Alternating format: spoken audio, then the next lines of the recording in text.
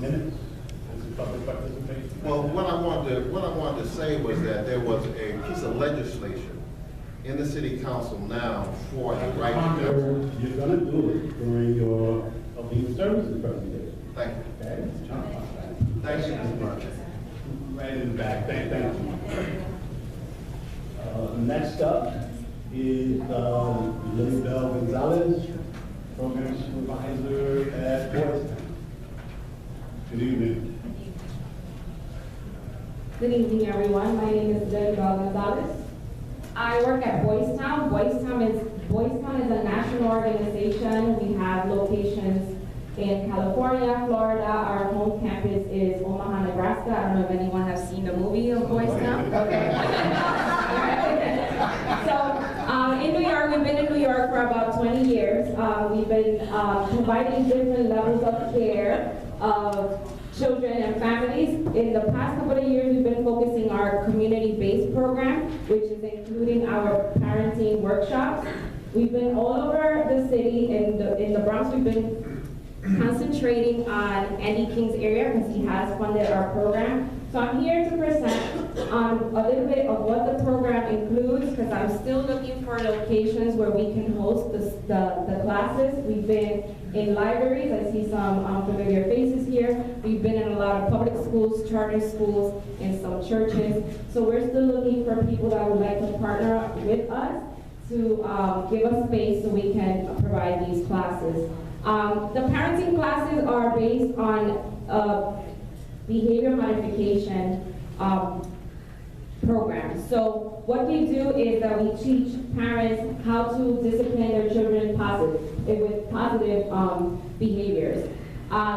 What we try to do is teach parents that communication is key, right? And using consequences, how to prevent problems, how to correct those behaviors on the spot, and how to teach children how to control their emotions. A lot of the times, kids and anyone, even adults, get into trouble because they can't control their emotions, because they're angry or whatever the case might be. So we break down these workshops into 6 sessions, and we focus on building, empowering the parents, bringing it back home, having parents teach to their kids, and really focusing on positive behavior. So I have more flyers, but I will put some flyers in the back in my card. If anyone knows anyone in Andy King's area who has funded this program, we're still looking for spaces to give these workshops. Thank you.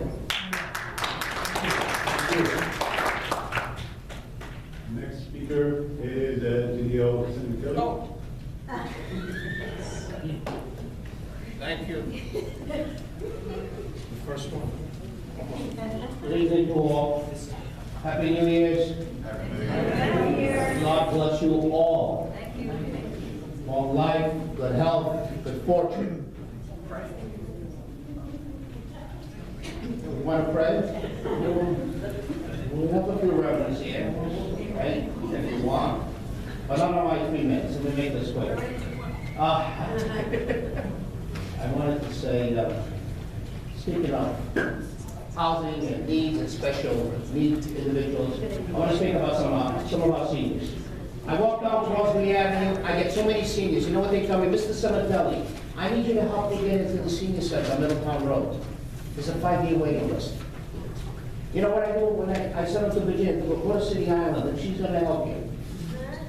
And I also come to go through all the rest. There's only 2 or 3 others. Facilities, but the problem is we have a lot of seniors that need facilities. They need affordable housing. Not supportive housing, affordable housing. They don't have a place in this district. A couple days ago, I was here with one of our active board members on Crosby Avenue too. A young man. He doesn't need support, he needs affordable housing. We couldn't do anything, we spoke to him together. And you know what he said? I went to the program on the former Palm Bay Hospital. They said I can't qualify because I'm not a former drug addict. I'm not a former alcoholic. I have no mental illness. So I don't qualify. He's practically homeless. He's bouncing from house to house. My point is, we have a lot of seniors and individuals in our areas that need services. They need affordable housing, not supportive housing. Apparently, this mayor is allocating a lot of funds into supportive housing. Fine. Let's remember about the seniors. When you go to turn 65 and you apply for that social security, most of them are going to get $1,100. Can't afford it. I got a waitresses. Local diner is going to retire. She says, I can't afford it. I'm going to apply for social security, and I'm going to continue to work at 65 years old, because there's no place for affordable housing. So I know this board is new. It's new to supportive housing, affordable housing. It's something new. Maybe the past couple of years we've been dealing with a lot of it. You need to educate yourselves about this. You need to be advocates. Not only, but a lot of these groups come up here and they say affordable housing. Most of the time they mean supportive housing. It's a big difference. And the mayor's putting a lot of money into supportive housing. Not senior housing. And I'm getting old, and some of you are getting old here too. And hopefully we might not need it, but if we do, it should be available to all of us. So I want this board to be more proactive on seniors. Don't be fooled by some of these programs, these fancy programs that come on here in front of this board and tell us, we're here to save the world. Everybody wants to save the world. If everyone wants to save the world, go take an oath of celibacy, take an oath of poverty, and go out there and save lives. Give up the $300,000 a year job. 3 minutes. Thank you so much.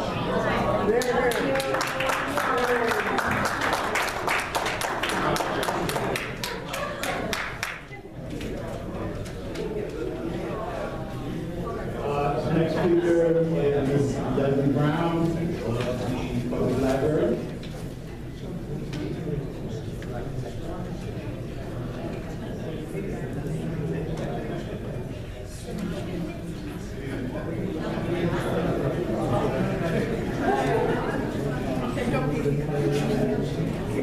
Good evening, everyone. Good evening. Happy New Year. I'm Leslie Brown, the manager of the Baychester Library. you have some respect for my speakers? Catherine Carrasco from Westchester Square. And this is what I'll introduce in a moment. But what I do want to say quickly is I just want to say again, thanks to all of you for your support. And with the support that you've given us, we want to say that all of the libraries are open 50 hours a week. Hours a week, we're actually able to stay open later, and with staying open later, we're able to have additional programs in the evening. So also with the 50 hours, we have some nice bookmarks. Okay, I hope I have enough for everyone, but they're really nice. Now this one, they're tailored to our branch, so this does have Baychester, but if you have your local branch that you attend, which is in this area, please stop by and get the bookmarks before they run out, because we do have a limited supply. So these are nice bookmarks for the branch. I'm sorry? So it does say our 50 hours a week. Okay, so I do want to say that. And also just stay tuned, because the mayor has released his preliminary budget. So please stay tuned, because we want to continue to ask for your support so we can continue the services. So all the branches are 6-day services now. So that's actually great. So 6-day services with. Now, we also have an additional branch, it's closer to the East Bronx region, closer to here, the Parkchester Library. They're open on Sundays now, from 1 to 5. So, in order to support with the money, we'll be able to extend now 7-day service at the Parkchester Library. So, and one last thing before we go, again, like I said, continue with the support, but I do want to introduce our outreach librarian for the East Bronx. And basically, in a nutshell, what she does is she's a liaison between the schools and the libraries. So that's a good thing. Okay, so in other words, she gets to the school and try to get us in there, maybe let us get to the students, give out library cards, give out information, provide services, and even more. So stay tuned. She'll be, coming more to the community boards and giving you more information. So thank you.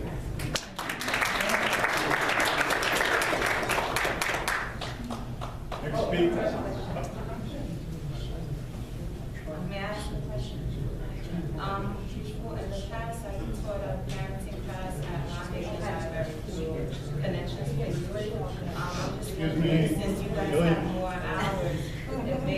be a good connection for Boys Town.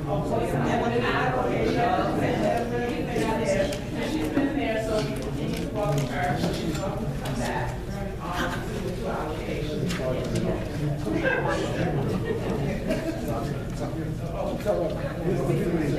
Thank you, Ken.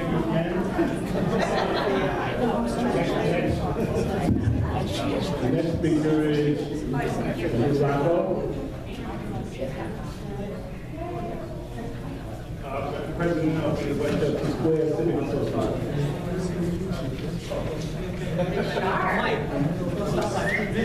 Good evening. I wish everybody a happy new year. I listened to the president's speech, and some of it that I got out of it was that we should all start working together. We all want to see safety. We all want to see good things. Recently, I had a newscast in Westchester Square in front of McDonald's. I kind of got really, really angry. Went out there. I started to see my neighborhood really appreciate, go downhill. There was, our mayor's wife came on, she was in our neighborhood on December 4th at 1 o'clock. On 3 o'clock that same day, a butcher knife was taken away, forced their life. Supposedly, we could correct all the students from leaving. Also, a gun was taken. Our mayor's wife is in harm's way. We have a representative from the mayor's office, she was there. So I kind of got really upset, and I called a news conference in front of McDonald's, not to harm the businesses, which later on, I will tell you that I got a message from John Venezio thanking me for working together as a community person. We all need to exist in this community. The businesses need us just as much as we need the businesses. Out of that, I wanted to reach out to our local pastors. Let me just start kind of it. I went over and I spoke to Egidio Cimitelli, which I asked him for some help, and he's with the Pelham Bay Safety Group, and he said he would help me on that day. At 11 o'clock on January 6th, we had a news conference in front of McDonald's, and I spoke and I gave other people an opportunity to speak. At that news conference, we had Pastor Mitchell, which he couldn't make it, so he sent a representative, Mr. Gray, from Harvard Fields, all right? And he was willing to work also to end the violence with Lehman that has come through our neighborhood, came sweeping through the businesses, came into the residents, and we had to make some action. I also got advice and some help from Pastor, she's an apostle, Ruth Ortex. So I reached out to the clergy, I reached out to the community, I reached out to Mr. John Brown, who's in the community years, college grad, and he put his input. So I tried to get a mix of everyone, and the results we came out is we're fed up with the violence, we're fed up with the guns being taken away. Our 45th precinct was there, the captain was there, and she saw that we were working together, so we have her support. I want this to be a turnaround, all right? And as we made this conference and everything, I think it had some weight, and our local politicians or representatives had a meeting also, realizing that this needed to be addressed. And it needed to be addressed in a long-term fashion, not a safety with the police out there. And, I also, some of my research, I just hope you afford me, it's very important, kind of more time. I reached out to the students and I asked them, I went there and I asked them, I said, I've lived the life you have lived. I want to know, what do you want? All right, and a lot of them said, nobody is listening to them. Young girl who was a friend of the one that got stabbed, she was willing to speak to me, and she says, nobody's listening. We go to our teachers, they don't listen. These are the future. And what I propose is, I went over to the pastors and everything, and I propose an outreach program where we go and we I know everybody has a program, but we need to establish something unique where we can go to these children and ask them, what do you need? What's missing? Show them the way. Our local officials, I don't want to say all they want to do is, they're trying the best they can. It's up to us. It's up to us to do something. I believe, because I cannot see a 16-year-old get stabbed in the chest, punctured one of his lungs, and died in the community. This is what we're not raised for, this is what we're not living for, this is why we're not here. I just want to thank you. I don't want to get on to a ramble, but I thank the community board. We are forming the new year. Let's work together. Yeah. Let's work together.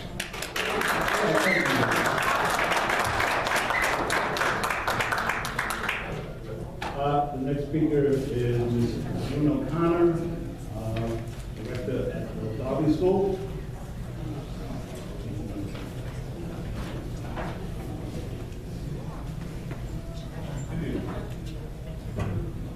Good evening, everyone. My name is June O'Connor, and this is Carmen Yap. I'm Senior Administrator from the Garvey School. We are in the Yellow Schoolhouse, and we're doing wonderful things over there. We need your support. We're seeking support for our STEAM program, and I know we've heard a lot about STEM, but we want it for science, technology, engineering, the arts, and mathematics. And for our children who do well, they generally must leave the community. What we would like is for our children to remain in the community, do well. And other children will see them doing well. And so we'll have a stream of models in the community, which is what we do not have now. So at the Garvey School, we currently teach Mandarin, French, and Spanish, along with violin and keyboarding and theater.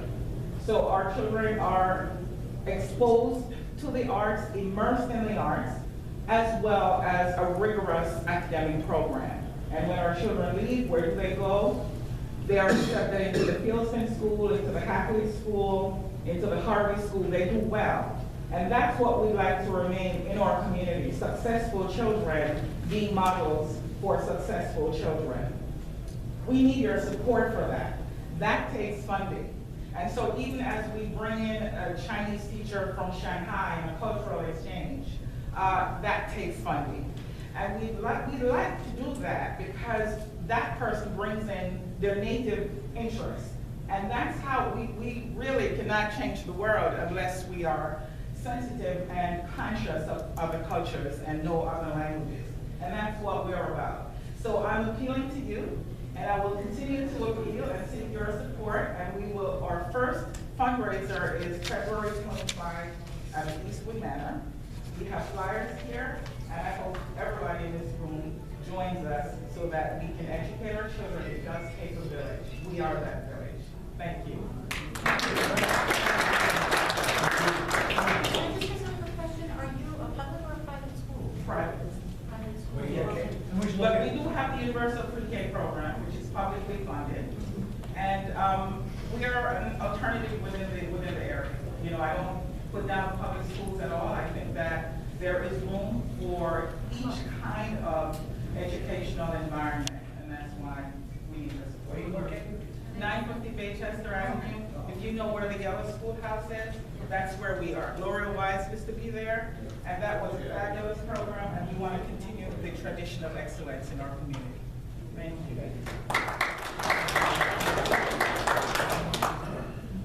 Our next speaker is Mr. Aldo Perez.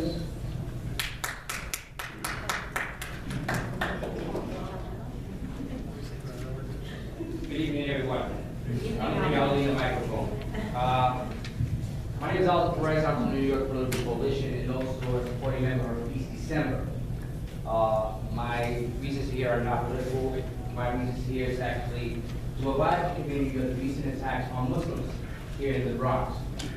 We're asking the community board to support residents within your community that are Muslims, support their businesses. Do they see anyone harassing them? Please call 911. Also understand that the Muslims here in New York City have contributed a great deal to the redevelopment of the Bronx. A great deal. If you go to Montefiore hospitals, we have physicians, we have social workers. If you go to our New York City public schools, we have teachers.